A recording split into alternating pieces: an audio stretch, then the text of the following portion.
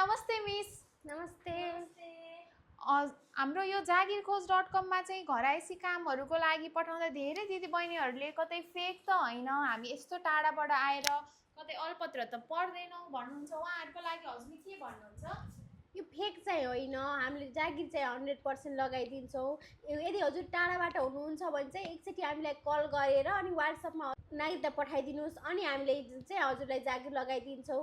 यहाँबाट जागिर लगाइदिँदाखेरि फेरि हामीले केही पनि लिन्न, सर्भिस चार्ज, फर्म चार्ज केही पनि लाग्दैन।